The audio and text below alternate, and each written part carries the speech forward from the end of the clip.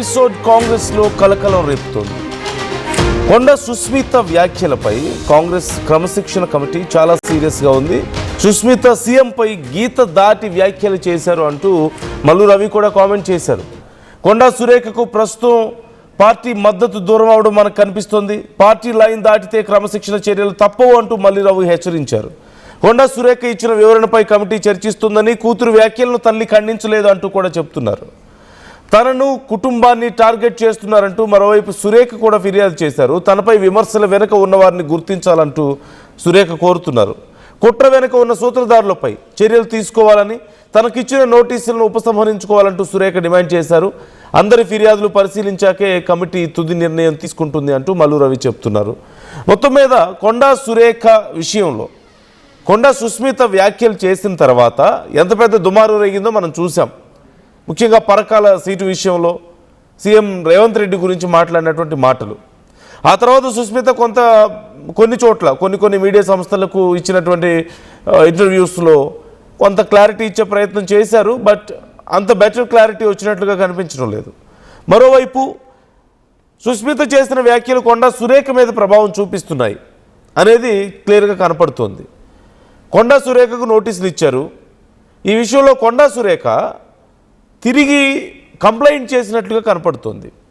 ముందుగా నోటీసుల గురించి మాట్లాడుకుంటే, కొండా సురేఖకు నోటీసులు ఇస్తే క్రమశిక్షణ కమిటీ నుంచి మాకు ఇది విషయంలో ఎక్స్ప్లెనేషన్ ఇవ్వండి అని చెప్పి అడిగారు.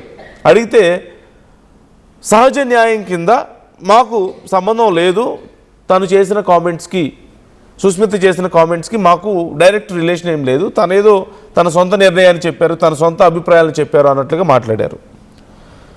అయితే ఇప్పుడు క్రమశిక్షణ కమిటీ ఏమడుగుతుంది, మల్లు రవి ఏమడుగుతున్నారు, మరి అదే సహజ న్యాయం కింద మీరు ఖండించాలి కదా, మరి మంత్రి అయి ఉండి ఎవరైనా సీఎం గురించి పార్టీ గురించి ఎంత తక్కువగా మాట్లాడితే అని చెప్పి కూడా అడుగుతున్నారు. అంటే ఆ కామెంట్స్తో మాకు సంబంధం లేదు అన్నప్పుడు మీరు ఎందుకు ఖండించడం లేదనే ప్రశ్న ఇటువైపు నుంచి వస్తుంది. మరోవైపు ఇదే సమయంలో కొండా సురేఖ కూడా ఒక కంప్లైంట్ ఇస్తున్నారు. ఏమని, తన గురించి ఇష్టారీతిని మాట్లాడుతున్నటువంటి కొందరు పార్టీ నాయకుల మీద, లేదంటే తన రాజకీయ భవిష్యత్తు గురించి జడ్జిమెంట్ ఇస్తున్న వాళ్ళ మీద, మీడియా ఛానల్స్లో కూర్చొని తన గురించి తక్కువగా చేసి మాట్లాడుతున్న వాళ్ళ మీద ఎందుకు మీరు చర్యలు తీసుకోవడం లేదు అని క్వశ్చన్ చేస్తూ కంప్లైంట్ ఇచ్చారు. ఈ విషయంలో చర్యలు తీసుకోవాలని కూడా కోరుతున్నారు.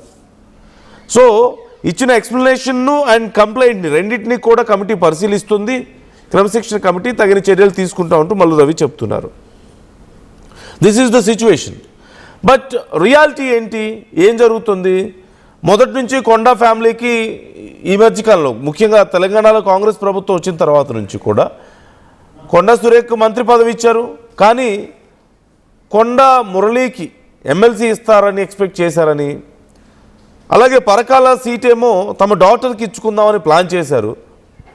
తీరా చూస్తే పరకాలకు వచ్చిన సీఎం రేవంత్ అక్కడ రేవూరికి ఓట్లు వేయండి అని చెప్పేసి అడగడం, ఇన్ని రోజులుగా ఎమ్మెల్సీ ఇవ్వకపోవడం, వీటితో పాటు ఇటు రేవూరుతోనూ కడియంతోనూ మరికొందరితోనూ కొండా ఫ్యామిలీకి ఉన్నటువంటి ఇష్యూస్ విషయంలో అధిష్టానం కొంచెం తలనొప్పి ఫీల్ అవుతూ ఉండడం, చాలాసార్లు చెప్పినా కొండా ఫ్యామిలీ కూడా ఈ విషయంలో అగ్రెసివ్గా బిహేవ్ చేస్తూ ఉండడం, వీటన్నిటికి తోడు బీసీలను తొక్కేస్తున్నారంటూ పార్టీలో కొంత ప్రచారం చేస్తున్నారన్న అసంతృప్తి కూడా అధిష్టానానికి ఉండడంతో కొంత కోల్డ్ వార్ నడుస్తూ వస్తుంది. ఈ సమయంలో రేవూరికి అక్కడ టికెట్ ప్రకటిస్తూ డైరెక్ట్గా రేవంత్ రెడ్డి కామెంట్ చేయడం, ఓట్లు వేయమని చెప్పడంతో సుస్మిత దమ్ముంటే వచ్చి మీరే అక్కడ ప్రచారం చేయండి రేవూరికి, నేను ఇండిపెండెంట్గా నిలబడతా, నేను గెలిచి తీరుతా, ఇక్కడ పరకాల టికెట్ నాదే అని చెప్పి ఖరాఖండిగా చెప్పడంతో పాటు అసలు నిన్ను సీఎం చేసింది మేము, మా కుటుంబం అని చెప్పి మాట్లాడడం, పార్టీ గురించి కొన్ని కామెంట్స్ చేయడం, ఇవన్నీ చూస్తే ఈ కామెంట్స్ తర్వాత చాలా పెద్ద గందరగోళం రేగడం మనం చూసాం. పార్టీలో కొండా ఫ్యామిలీకి మద్దతు కరువు అయిపోయింది, ఎవరు సపోర్ట్ చేసేవాళ్ళు లేకుండా పోయిన పరిస్థితి.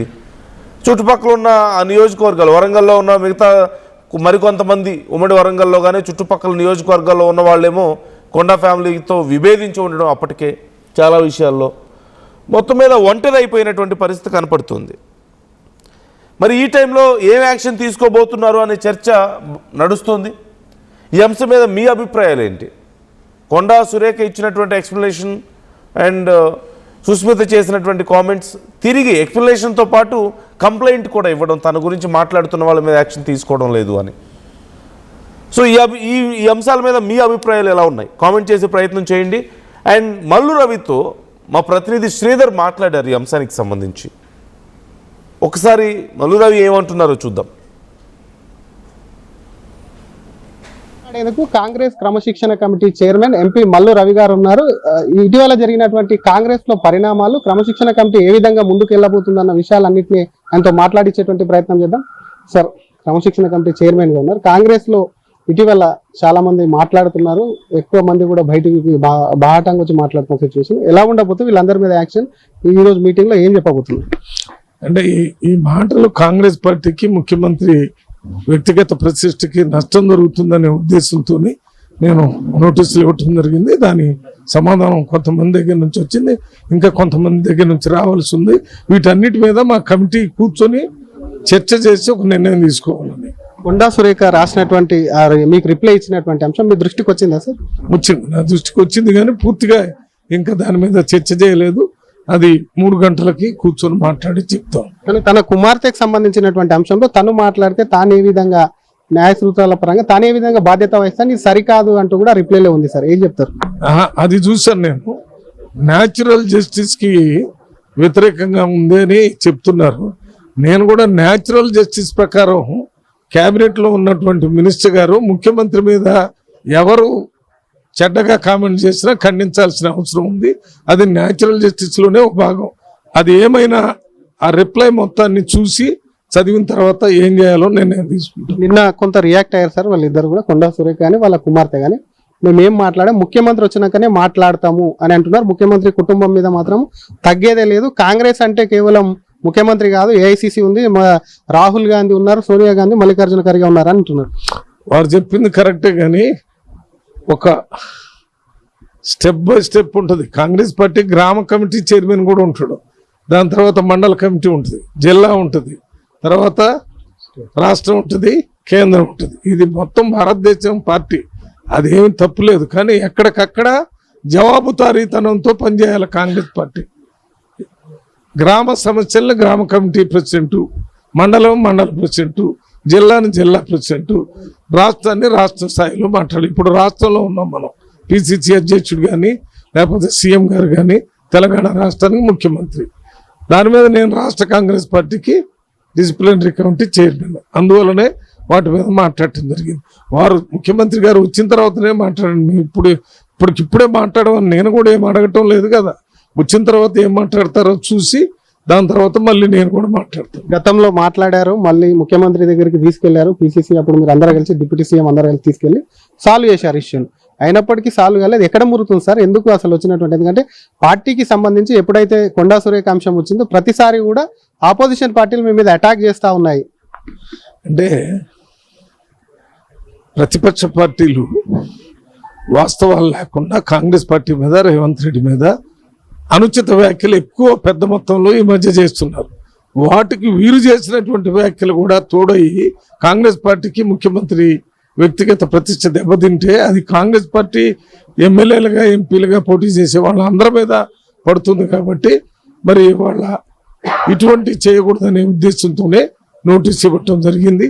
ఇచ్చిన నోటీస్ మీద ఆలోచన చేసి అందరితో సంప్రదించి ఏమి నిర్ణయం తీసుకోవాలో తర్వాత ప్రకటిస్తారు. మీ ఎమ్మెల్యేలు, మెజార్టీ ఎమ్మెల్యేలు కూర్చొని ప్రెస్ మీట్ నిర్వహిస్తున్నారు. ఆమెను బర్తరఫ్ చేయాలి, క్యాబినెట్ నుంచి రాజీనా, పార్టీ నుంచి సస్పెండ్ చేయాలని డిమాండ్ చేస్తున్నారు సార్. అటువంటి ఏమన్నా వచ్చినాయి మీ దృష్టికి?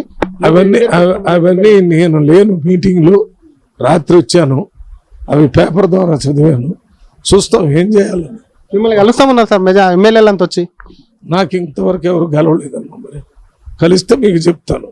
మరొక పక్క రాజగోపాల్ రెడ్డి అంశంలో ఆయన కనీసం నోటీస్ ఇవ్వలేదు, ఆయన కూడా ముఖ్యమంత్రి మీద మాట్లాడారు అన్నది కూడా కొంత చర్చ జరుగుతుంది. దానికి సంబంధించి ఏం చెప్తారు సార్? నేను ముందుగానే చెప్పాను, నేను క్రమశిక్షణ కమిటీ చైర్మన్. ఏదైనా కాజ్ ఆఫ్ యాక్షన్కి ఎవరైనా కంప్లైంట్ తీసుకుని వస్తే అది జిల్లా నుంచైనా రావాలా, తాలూకా నుంచైనా, గ్రామం నుంచైనా, లేకపోతే పిసిసి నుంచైనా. ఎవరి దగ్గర నుంచి రాలేదు నా దగ్గర, అట్లనే నాకు తెలియదని కాదు, నాకు కూడా తెలుసు. నేను కూడా కాంగ్రెస్ పార్టీలో 91 నుంచి ఎంపీగా ఉన్నాను, నాకు తెలుసు. కానీ ఆ కంప్లైంట్స్ వచ్చిన తర్వాత దాని మీద యాక్షన్ చేసే కార్యక్రమం ఉంటుంది. అది కాకుండా ఇప్పుడు జరుగుతున్న పరిణామాల వల్ల ఎవరైనా కంప్లైంట్ చేస్తే అప్పుడు దాని గురించి ఆలోచన చేస్తాం. అంటే మీకై మీరేం నోటీసులు అట్లా జారీ చేయలేదు సార్? అంటే వీడియోలో అవి చూసాము ఇంతవరకు ఎక్కడా చేయలేదు. నేను చేయాల్సిన అవసరం వచ్చినప్పుడు చేస్తాను. సార్ మరొక పక్క చిన్నారెడ్డి అంశం, మీ పార్లమెంట్ పరిధిలోని అంశం చిన్నారెడ్డి అంశానికి సంబంధించి పాత కొత్త టికెట్లు అమ్ముకున్నారు ముఖ్యమంత్రి అని ఇందాక గాంధీ భవన్కి వచ్చి వివరణ ఇచ్చేందుకు కూడా వచ్చినారు. ఆయన అంశంలో ఏం చెప్తారు సార్? అదే దాని గురించే నోటీస్ ఇచ్చాం. వారు ఏం సమాధానం ఇస్తారో చూసి తర్వాత మాట్లాడతాం. కానీ జకిడి ప్రభాకర్ రెడ్డిని అన్యాయంగా సస్పెండ్ చేశారని నేను వచ్చి గాంధీ భవన్కి వచ్చి పెద్ద ఎత్తున ఆందోళన చేశారు. మరి అదే విషయానికి సంబంధించి ఇక్కడ కొండా సురేఖ కానీ అక్కడ చిన్నారెడ్డి కానీ మిగతా వాళ్ళ విషయంలో ఎందుకు ముందుకు వెళ్ళట్లేదు అన్నది వాళ్ళు ఆరోపణలు చేస్తున్నారు. అంటే జకిడి ప్రభాకర్ రెడ్డి కేసు ఎప్పుడో జరిగింది. ఇప్పుడు 2 నోటీసులు ఇవ్వటం జరిగింది. మొదటి నోటీసు ఈశ్వరం గారి విషయంలో ఇచ్చాము. ఇంకోటి ఎవరో ఎస్టీ ఎరుకులకు సంబంధించిన దాని మీద ఎఫ్ఐఆర్ పోలీస్ స్టేషన్లో కూడా అయిపోయిందని తెలిసి వాళ్ళు ఇచ్చిన కంప్లైంట్ మీద మేము మళ్ళీ ఒక నోటీస్ ఇచ్చి ఇప్పుడు పార్టీకి సస్పెండ్ చేయటం జరిగింది. ఎందుకు చేయాల్సి వచ్చిందో చెప్తున్నాం. ఇప్పుడు వీళ్ళకు కూడా నోటీసులు ఇచ్చాం. మరి అమలు చేయలేదు మమ్మల్ని చేయలేదు అని అంటానికి ప్రతిదానికి కారణం చూపించేయాలి కదా. రచ్చ కాంగ్రెస్ పచ్చ కాంగ్రెస్ అంటూ పాత కొత్త కాంగ్రెస్ అంటూ కొంత చర్చ జరుగుతుంది. చిన్నారెడ్డి కానివ్వండి, కొండా సురేఖ, కొండా సుస్మిత కానివ్వండి, రాజగోపాల్ రెడ్డి కాని పాత వాళ్ళకి అన్యాయం జరుగుతుంది. దీనికి ఏం చెప్తారు సార్? మీరు ఒక ఎంపీ కానీ ఒక క్రమశిక్షణ కమిటీ చైర్మన్ గా. ఇప్పుడు 2023లో జరిగిన ఎన్నికల కంటే ముందు మనం ఇతర పార్టీలో ఉన్నటువంటి నాయకులు మన పార్టీలోకి వచ్చి పాత నాయకులు కొత్త నాయకులు కలిసి మన బలాన్ని పెంచుకొని ఆ బలం ద్వారా ప్రతిపక్ష పార్టీలో ఉన్న బీఆర్ఎస్ పార్టీని బీజేపీని ఓడించి అధికారంలోకి వచ్చాం. ఇంకా పార్టీలోకి వచ్చిన తర్వాత ఎవరిని అందరినీ కలుపుకొని పోవటం అనేది కాంగ్రెస్ పార్టీ మూల సూత్రం. అదే నడుస్తుంది. ఎక్కడైనా పొరపాటు జరిగితే అవి కూడా సరిదేసుకోవాలని అందరం అనుకుంటాం. మా హైకమాండ్ కూడా అదే చెప్తుంది. ఇక్కడ రేవంత్ రెడ్డి గారు కూడా అదే మాట్లాడుతాడు, మీనాక్షి నటరాజన్ గారు అదే మాట్లాడుతాడు, మహేష్ కుమార్ గౌడ్ గారు కూడా మేమందరం కూడా ఒకసారి పార్టీలోకి వచ్చిన తర్వాత వాళ్ళకి వీళ్ళకి ఏ రకంగా కలుపుకొని ముందుకు పోతే పార్టీకి ప్రజలకి ఉపయోగపడింది అనేది చూసి చేయాలి. కార్యకర్తలకు మీ కార్యకర్తలకు ఏం చెప్తారు? అనేక మంది ఒకరు చూసి ఒకరు బయటకు వచ్చి బాటంగా పార్టీ మీద, సభా నాయకుడి మీద మాట్లాడుతున్నారు, పిసిసి మీద మాట్లాడుతున్నారు. క్రమశిక్షణ కమిటీ పట్టు తప్పిందా, క్రమశిక్షణ కమిటీ సరిగా వాళ్ళను గద్దిస్తా లేదా, లేకపోతే సరిగా పనిచేయట్లేదా అని మీ మీద కూడా విమర్శలు వస్తున్నాయి సార్. ఏం చెప్తారు వీళ్ళకి? అంటే ఒక పక్కన ప్రభాకర్ రెడ్డిని సస్పెండ్ చేస్తేనేమో ఆయన ఎందుకు సస్పెండ్ చేస్తారని అడుగుతున్నారు. మీరు చేయకపోతేనేమో వాళ్ళు కామెంట్ చేస్తున్నారని. ఈ ప్రజాస్వామ్యంలో మంచి చెడుల మీద చర్చ జరిగిన తర్వాత వచ్చే సారాంశమే ప్రజాస్వామ్యం. చర్చ జరగకుండా పార్లమెంట్లో బిల్లులు కూడా పాస్ కావు. అపోజ్ చేసేవాడు ఉంటాడు, సపోర్ట్ చేసేవాళ్ళు ఉంటాడు. ఎవరు మెజారిటీ ఉంటే వాళ్ళ తరఫున చట్టాలు తయారైతాయి. అది జరుగుతున్నాయి. ఇప్పుడు కూడా అంతే. నేను చెప్పినట్టే అన్నాను అనవాలంటాం లేదు. కానీ కాంగ్రెస్ పార్టీకి ఒక మూల సిద్ధాంతాలు ఉన్నాయి. ఆ మూల సిద్ధాంతాలని దృష్టిలో పెట్టుకుని ఏదైనా ఉంటే మీరు తప్పనిసరిగా కాంగ్రెస్ పార్టీ అంతర్గత మీటింగ్లో మాట్లాడాలి. అంతేగాని మీడియా ముందుకు పోయి అక్కడ మాట్లాడటం వల్ల కాంగ్రెస్ పార్టీకి మనకే నష్టం జరుగుతుంది. అందువల్లనే దీని గురించి మేము ఇప్పుడు ఈ నోటీసులు ఇవ్వటం జరిగింది. చివరిగా ఏం చెప్తారు? ఈరోజు మీటింగ్ లో కొండా సురేఖ మీద చర్యలు కానీ ఇతర నాయకులకు సంబంధించిన అంశం మీద సీరియస్ అయ్యే ఛాన్స్ ఉంటుంది అనుకోవచ్చా? అవన్నీ మీటింగ్ లో చర్చ జరిగిన తర్వాత చెప్తాము. ఆ మీటింగ్ పెట్టిందే చర్చించడానికి. మరి మీకే చెప్తే మీటింగ్ ఎందుకు ఇంకా? Thank you sir. ఇది అసలు కాసేపట్లో ప్రారంభమయ్యేటువంటి మీటింగ్ లో జరిగినటువంటి పరిణామాలు. కొండా సురేఖకు సంబంధించినటువంటి అంశంలో కొండా సుస్మిత చేసినటువంటి ఇష్యూ కానివ్వండి, కొండా సురేఖ ఇచ్చినటువంటి రిప్లై మీద అన్నిటి మీద కూడా ఖచ్చితంగా కూడా అందులో కూడా డిస్కస్ చేస్తాం. ఎందుకంటే తన కుమార్తెకు సంబంధించినటువంటి అంశంలో కొండా సురేఖ ఇచ్చినటువంటి రిప్లై చూశాను, కానీ పూర్తి స్థాయిలో దాన్ని చదవలేదు. చదివాక దాని మీద కూడా కొంత నిర్ణయం తీసుకుంటానని చెప్తూనే మరొక పక్క ముఖ్యమంత్రి మీద ఎవరు మాట్లాడితే అది పార్టీకి ఇది కూడా దెబ్బతింటూ పార్టీ ప్రతిష్ట దెబ్బతింటుందని చెప్తున్నా. రాజగోపాల్ రెడ్డి మీద ఎవరైనా కంప్లైంట్ ఇస్తే ఖచ్చితంగా దాన్ని కూడా ఆ కంప్లైంట్ మీద కూడా ఆయనకు కూడా నోటీసులు ఇచ్చేటువంటి ఆలోచన చేస్తామని క్రమశిక్షణ committee chairman MP Mallu Ravi అంటున్నారు. కెమెరామెన్ గజబ్తో Sridhar, RTV, Hyderabad.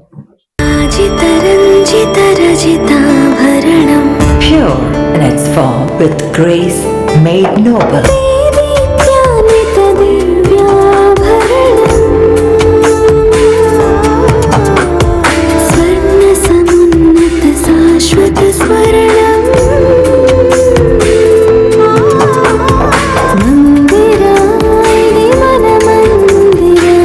Mandira Premium Silver Jewelry by Manipali.